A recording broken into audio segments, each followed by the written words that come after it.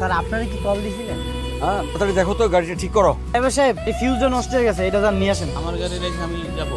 গাড়ির মালিক এই জায়গায় দাঁড়ায় আছে, মালিকের মেয়ে এই জায়গায় দাঁড়ায় আছে, যান ফিউজটা নিয়ে আসেন। গাড়িটা ঠিক করে দিলাম, তো উপকার করবা? কি উপকার? বকশিস লাগবে? না না না, কোনো বকশিস লাগবে না। তাহলে আমার ফোনে টাকা নাই তো, ম্যানেজারের একটা কল দেবো। নাম্বার বলো। 019।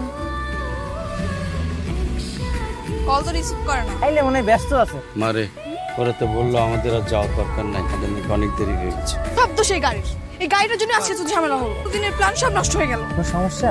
তুমি দাঁড়িয়েছো কেন? পাও নাই? তুমি যাও। তালা কি তো বুঝলা না, তালা কি করে তোমার নাম্বারটা নিলাম, দেখো রাতে তোমার কল দিবো। কে আপনি? তাকে আপনি চিনবেন না? আমার নাম্বার কোথায় পেলেন? আসলে বাবার অনেক টাকা পয়সা তো, অবশ্য মানুষের নাম্বার ম্যানেজ করা আমার কাছে কোনো ব্যাপারই না। বুঝি বড়লোক বাবার সন্তান।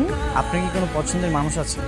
আমার কোনো বয়ফ্রেন্ড নেই। যদি বয়ফ্রেন্ড থাকতো তাহলে আমি ব্রেকআপ করে দিতাম, কারণ আপনার মতো এর আগে কখনো কেউ তো স্মার্ট ভাবে সুন্দর করে আমার সাথে কথা বলেনি।